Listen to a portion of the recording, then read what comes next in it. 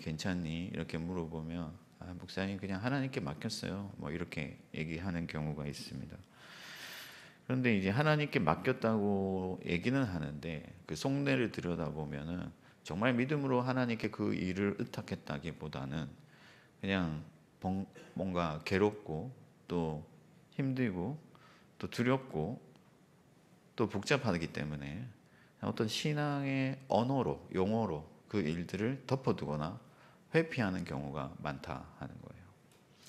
하나님께 맡겼다고 하면 이제 어쨌든 표면적으로는 편하기 때문에 그 일들에 대해서 신경 쓰지 않아도 되니까 이제 덮어두는 거죠. 그러나 사실상 하나님을 정말로 믿고 의지하고 하나님이 주시는 그 평안과 기쁨에 사로잡혀 있느냐? 그렇지는 않다 하는 거예요. 겉은 평안해 보이지만 속은 여전히 염려와 두려움이 소용돌이치고 있다 하는 것이죠. 사실 이런 경우에는 본인도 어렴풋이 알고 있어요. 이건 신뢰가 아니라 회피하는 거구나 하는 것을 알지만 그 사실을 인정하지 않는 거죠. 철학자 사르트르는 이런 경우를 나쁜 믿음이다. 그러니까 자기 기만인데 이것을 나쁜 믿음이라고 표현을 했습니다. 여기서 나쁜 믿음이라는 것은 그냥 하나님에 대해서 어떤 진리를 믿는다기보다는 사실이 그렇지 않는데도 불구하고 그렇게 믿고 그것을 허상을 쫓고 있다 하는 거죠. 그래서 이런 나쁜 믿음을 가진 경우에는 어떤 진정한 자유로 나아가지 못하고 오히려 이 사회와 이 상황이 주는 그런 어떤 통제에 갇혀서 굴복하게 될 뿐이라고 말했습니다. 제가 왜 이런 얘기를 하냐면은 오늘 이스라엘 백성들이 이러한 자기 기만에 빠져 있다 하는 거예요. 그러니까 괜찮지 않은데 스스로 괜찮다고 속이고 있는 것이죠. 이 말라기서는 여러분들도 다 아시다시피 구약의 마지막의 책이잖아요. 그래서 어떻게 보면 이 구약 전체 스토리의 결론부 같은 그런 역할을 하고 있는데, 그러면 이 구약의 스토리의 결론이 뭐냐? 그 중에 하나가 인간은 결국 하나님을 배반한다 하는 거예요. 인간은 어쩔 수 없는 죄인이다 하는 거죠. 말라기서는 그리스도께서 왜 오셔야만 하는지, 그리스도께서 얼마나 우리에게 필요한 존재인지를 철저히 보여주는데, 이 말라기서에서는 인간의 종교적 위선과 그런 인간의 부패성과 인간의 한계가 가장 적나라하게 폭로되면서 그리스도께서 오셔야만 하는 그 당위성을 분명하게 드러내는 것이죠. 그리고 나서 이제 마태복음에 예수 그리스도의 복음이 시작되는 것입니다. 이 말라기서의 당시에 이스라엘 백성들은 포로기에서 돌아와서 성읍도 건축하고 성전도 짓고 제사도 회복하고 제사장들도 세우고 겉으로 보기에는 뭔가 괜찮아 보였어요. 그러나 그 속을 들여다보면 썩어 있었다는 것이죠. 하나님을 사랑하는 마음도 없고 하나님을 경외하는 것도 없이 헛되게 하나님을 예배하고 있었다 하는 것입니다. 그런데도 더 놀라운 것은 뭐냐면 그럼에도 불구하고 스스로 다들 이 정도면 괜찮지 않아 하고 하나님을 기만하고 스스로 기만하면서 합리화했다 하는 것이죠. 그래서 하나님께서 말라기서를 통해서 그들을 철저하게 고발을 하는데, 사실 너희 괜찮지 않아. 지금 엉망이야. 너희가 드리는 예배는 오히려 나를 욕되게 하는 것이고 모욕하는 것이다 라고 말씀을 하고 있다는 거예요. 그런데 이스라엘은 끝까지 반문하죠. 언제 우리가 하나님을 멸시했습니까? 언제 하나님이 우리를 사랑하셨습니까? 그렇게 얘기를 하는데, 이 장면은 솔직히 우리가 살아가는 이 삶 속에서, 생활 속에서 낯선 장면이 아니에요. 이제 부부 싸움을 한다고 가정했을 때, 제가 이제 신혼부부를 담당하고 있는데, 신혼들 마냥 행복한 것 같지만 신혼들도 사실 가끔씩 싸우잖아요. 싸우면은 그냥 자기가 잘못하면 잘못했다고 하면 되는데, 그걸 인정하기 싫어서 내가 언제 그랬어? 이런 식으로 이렇게 자기 어떤 잘못을 회피하고 부인하는 경우가 있는데, 이스라엘 백성들이 마치 하나님과의 관계에서 그렇게 하고 있다는 거예요. 이런 식으로 자기 기만을 할 때는 결국에는 싸움이 증폭되고 관계가 더 악화되는데, 하나님과의 관계에 있어서도 마찬가지로 이스라엘 백성들은 자기의 그 지독한 자기 기만들을 내려놓지 못하고 결국에는 그 관계를 망쳐버리고 하나님과의 관계를 회복하지 못한 채 무너져 버리고 말았다 하는 것입니다.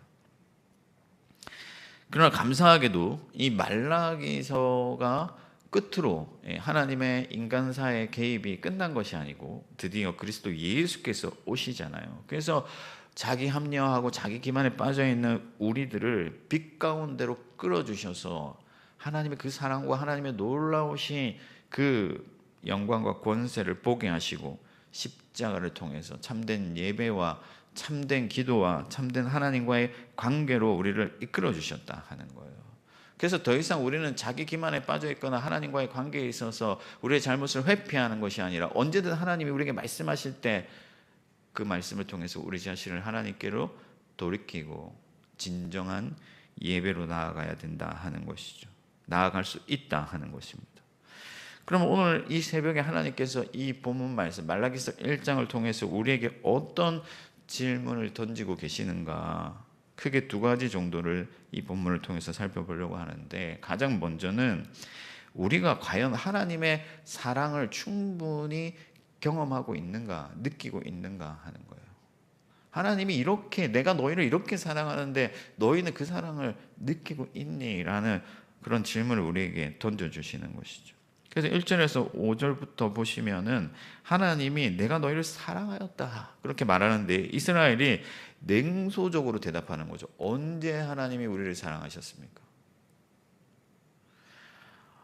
여러분, 우리가 구약의 전체 스토리를 알기 때문에 이러한 이스라엘 백성들의 태도가 배은망덕하고 이것이 말이 안 된다는 것을 알지만은, 그 당시에 이스라엘 백성들의 눈에는 뭔가 성읍도 건축하고 성전도 짓고 나름 하나님께 한다고 했는데, 하나님 여전히 우리는 경제적으로 무너져 있고 옛날에 다윗이 다스리던 때처럼 주변 나라에서 조공을 받거나 하는 것이 아니라 여전히 우리는 약소국으로 남아 있습니다. 하나님이 우리를 사랑하신다고 말할 수 있습니까? 라고 자기들의 형편에 따라서 하나님의 사랑을 판단했다 하는 거예요.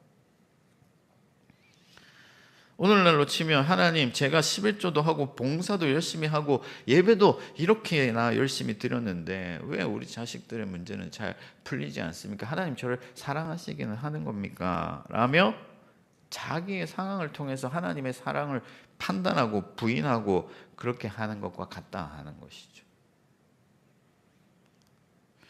여러분, 부부 관계에서도 마찬가지지만 서로 사랑하는 사이에 있어서 상대방의 사랑을 느끼지 못한다면 그 관계는 껍데기만 남게 되거든요. 의무만 남고 기쁨이 사라지는 것이죠. 그 관계의 본질이 그냥 굳어버리고 형식이 되어버리고 화석화되어 버린다 하는 거예요. 이스라엘 백성들이 그랬다 하는 거죠. 그냥 형식적으로 하나님을 섬기게 되죠. 왜냐? 하나님의 사랑을 느끼지 못했기 때문에. 그래서 하나님께서 에돔과 야곱의 역사를 대조하시면서 이스라엘 백성들이 잘한 게 없다. 야곱은 동생 아니냐. 그럼에도 내가 에서를 미워하고 야곱을 사랑했다. 야곱은 그 수많은 죄에도 불구하고 내가 그를 끝까지 사랑했고, 이스라엘의 그 수많은 죄악들과 하나님을 향한 배반에도 불구하고 끝까지 그들을 보존하여서 다시 포로 생활 가운데서 회복시키시고 돌아오게 하셨는데, 에돔의 자손들을 봐라. 내가 그들을 멸할 것이고 그들이 스스로 회복하려고 해도 다시는 일어서지 못하게 할 것이다 하면서 하나님이 이스라엘 백성들을 얼마나 크게 사랑하셨는지를 말씀하고 있는 것이죠. 선지자 이사야도 하늘과 땅아 들으라 하면서 하나님이 이스라엘을 자녀처럼, 친자녀처럼 양육하였지만 그들이 하나님을 버렸다, 배반했다 라면서 단식했습니다. 사랑하는 성도 여러분, 그러면 하나님의 사랑이 과연 어디에 있느냐? 우리의 형편이 일어날진데 하나님이 과연 나를 사랑하시느냐? 여러분, 하나님의 사랑은 십자가에 있다는 것을 기억하시기 바랍니다. 하나님의 사랑의 증거는요, 물론 우리가 때때로 일용할 양식으로 인하여서 감사하고, 또 하나님이 내게 건강 주신 것 감사하고, 또 오늘 하루 이렇게 살아갈 수 있게 하신 어떤 주변의 환경들을 통해서, 내 상황을 통해서도 하나님께 감사해야 되겠지만, 궁극적으로 하나님이 나를 사랑하신다는 그 진리를 확인하고 확정할 수 있는 것은 십자가에 있다 하는 거예요. 성경을 보면 우리가 아직 죄인 되었을 때에 그리스도께서 우리를 위하여 죽으심으로 말미암아 우리를 향한 자기 사랑을 확증하셨다고 말씀하고 있는 것이죠. 그러므로 우리의 삶의 어떤 형편을 보고 하나님의 사랑을 판단하려고 하는 것은 자기 기만이다 하는 거예요. 사랑하는 성도 여러분, 오늘 이 새벽에 스스로 한번 질문해 보시기 바랍니다. 나는 과연 하나님의 사랑을 충분히 느끼고 경험하면서 살아가고 있는가? 만약 그렇지 못하고 있다고 한다면은 그래도 괜찮다라고 생각하지 말고 지금 당장 그리스도의 십자가로 돌아가시기를 바랍니다. 십자가에 달리신 그리스도 예수, 하나님의 아들, 독생자, 그분을 바라볼 때 우리는 그 하나님의 사랑이 얼마나 위대하고 큰지를 다시 한번 깨닫게 되고 그 사랑으로 돌아가게 될 줄 믿습니다. 여러분, 하나님께서 여러분들에게 원하시는 것은 많은 11조와 많은 예배와 또 많은 기도가 아니에요. 하나님이 여러분들에게 기대하시는 것은 하나님의 그 사랑 안에 머무는 것입니다. 하나님이 얼마나 우리를 사랑하시는지를 깊이 깨닫고 하나님께로 나아가서 그분을 사랑하고 그분을 섬기고 그분과 함께 하는 것, 그것이 바로 하나님이 기뻐하시는 제사가 된다 하는 거예요. 오늘 이 새벽에 성령 안에서 하나님이 얼마나 위대한 사랑으로 우리를 사랑하시는지를 깊이 깨닫고 하나님과의 관계가 정말 깊어지고 탄탄해지고 날마다 하나님의 그 사랑 안에 머물면서 하나님의 기쁨이 되는 저와 여러분들 되기를 축복합니다. 두 번째로 우리에게 던지시는 질문이 뭐냐면은 과연 우리는 하나님께 합당한 예배를 드리고 있는가 하는 거예요. 6절부터 14절까지 긴 얘기들이 나오지만은 핵심만 말씀드리면은 예배는 있었지만 하나님이 받으실 만한 예배는 아니었다 하는 거예요. 많은 제사들이 있고 많은 어떤 하나님 앞에 드려진 제사상들이 있었지만은 그러나 하나님이 받으실 만한 것은 아니었다. 여러분, 하나님은 만군의 왕이시고 온 우주의 주이시며 모든 것을 지으신 창조자이신데, 그런데 그들이 하나님을 그러한 하나님으로 여기지 아니하고 하나님을 멸시했다 하는 거예요. 그래서 하나님께서 아들은 아버지를 공경하고 종은 주인을 공경하는데 내가 아버지일진데 너희는 나에 대한 공경함이 있느냐 하면서 그들의 경외함이 사라진 그 예배를 질타하셨다 하는 거죠. 여러분, 하나님에 대한 어떤 경외심과 하나님 그분을 온전히 경험하지 못하는 그런 껍데기만 남은 예배들 가운데서는 하나님께서 기쁨을 얻지 못하시고 하나님은 오히려 그 예배가 그쳐지기를 원하고 그것들이 하나님 앞에 드려지지 않기를 원하신다는 거예요. 그래서 너희 중에 성전의 문을 닫아버릴 자가 있으면 좋겠다. 여러분, 하나님에 대한 경외함이 사라지니까 껍데기만 남거든요. 형식만 남는 거예요.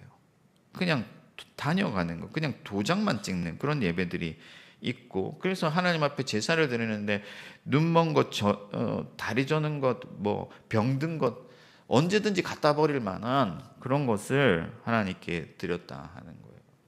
그래서 우리가 하나님 앞에 예배할 때, 오늘날로 치면 하나님 앞에 헌금을 할 때도, 혹은 뭐 하나님을 섬긴다 할 때도 자투리 시간을 드린다든지, 혹은 뭔가 좀 여유가 되니까 한다든지, 뭔가 있어도 되고 없어도 될 만한 그런 것들로만 하나님을 섬긴다든지, 그렇게 할 때는 그것은 결국엔 껍데기만 남는 것이 된다 하는 거죠.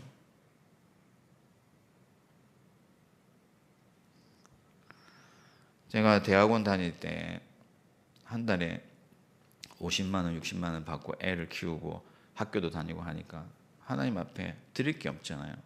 그래서 경건의 시간에 헌금을 걷는 시간이 있는데 이게 정말 뭐 1,000원짜리 한 장 없고 너무 힘든 거죠. 하나님 앞에 뭔가 드리고 싶은데, 그런데 제가 딱 생각이 난 게 하나님께 이 드리고 싶은 마음이 있으니 한 끼를 금식하자. 그래서 제가 경건에 있는 날에는 밥을 사 먹지 아니하고 그 돈을 아껴서 하나님 앞에 헌금을 하는데 눈물이 나는 거예요. 하나님께 내가 귀한 것, 내가 돈이 많아서 넘쳐서 그냥 언제든지 10,000원, 20,000원 할 수 있는 사람이 아니라 한 끼를 굶어서라도 하나님 앞에 이것을 드리고 싶은 마음이 있고, 그것을 하나님 앞에 드렸을 때 하나님이 기쁘게 받으실 것을 생각하니까 감격이 있는 거예요. 여러분, 오늘 하나님의 말씀을 보면은 이스라엘 백성들이 하나님 앞에 예배하는 것을 번거로운 일로 여겼다, 귀찮게 여겼다, 이런 형식들이 다 무슨 소용이냐. 여러분, 예전에 저희가 어릴 때만 해도 예배 드릴 때 일어서서 기립해서 하는 순서들도 많고 예배 시간도 굉장히 길고 했는데, 요즘 뭐 저희 교회 말고 다른 교회들 가보면요, 막 일어서는 순서들도 없고 다 생략해버리고 예배도 짧게. 왜 그렇게 하느냐? 하나님에 대한 경외감이 없고 번거롭고 그냥 간단하게 짧게 해치우자. 예전에 제가 어느 교회에서 사역할 때, 요즘은 그런 경우가 없는데 돌잔치를 하잖아요. 요즘은 이제 돌잔치 거의 안 합니다. 근데 돌잔치를 하면 이제 목사님 오셔서 예배 드려달라고 하거든요. 근데 어느 집에 갔는데 손님들 오기 전에 빨리 좀 진행해 주세요. 목사님 10분 안에 마치실 수 있죠? 이렇게 하는 거예요. 제 마음에 이럴 거면 왜 나를 부르나? 왜 예배를 하나님 앞에 드리냐? 이것이 예배인가? 그래서 제가 설교 시간에 앞으로 그렇게 예배할 거면 부르지 말아라, 이렇게 했습니다. 여러분, 하나님이 받으시는 제사는 상한 심령이다. 예수님은 영과 진리로 예배할 때가 온다 말씀하셨습니다. 바로 이때예요. 하나님 우리를 영과 진리로 하나님 앞에 진정으로 예배하는 자로 우리를 초청하셨다 하는 거예요. 그래서 해 뜨는 곳에서부터 해 지는 곳까지 하나님의 이름이 크게 될 것을 예언하신 것이죠. 저와 여러분들을 통해서. 사랑하는 성도 여러분, 우리 마음에 하나님을 향한 참된 경외가 있는지를 돌아보시기 바랍니다. 예배가 내 삶의 최우선이 되고, 여러분, 예배가 쌓여있는 일정 중 가운데 마지막에 어쩔 수 없이 하는 그런 일정이 되어서는 안 된다 하는 거예요. 우리의 시계가 예배를 중심으로 돌아가고 우리의 삶이 하나님을 중심으로 이루어질 때 하나님께서 우리의 삶을 예배로 받으시는 것이죠. 여러분, 우리 마음 가운데 하나님을 경외함이 사라지고 있다면 어떻게 해야 됩니까? 역시나 그리스도의 십자가로 돌아가야 된다. 그 십자가 앞에서만 우리의 자기 기만이 무너질 수가 있는 거예요. 왜냐하면 십자가는 하나님의 위대한 사랑과 그의 능력과 그의 지혜와 그의 권세를 우리 가운데 선명하게 보여주기 때문에 우리 스스로를 속일 수가 없고, 십자가 앞에서는 참된 회개와 하나님을 향한 예배만이 있기 때문에 그 십자가로 성령 안에서 우리가 날마다 돌아가야 되는 것이죠. 오늘 이 새벽에도 그 십자가를 통해서 무너져 있는 예배가 회복되는 저와 여러분들 되기를 축복합니다. 말씀을 맺겠습니다. 여러분, 오늘날 많은 성도들이 일과 가정, 어떤 또 세상 속에서 살아가는 어떤 책임의 무게 때문에 신앙이 뒤로 밀려난다 하는 거예요.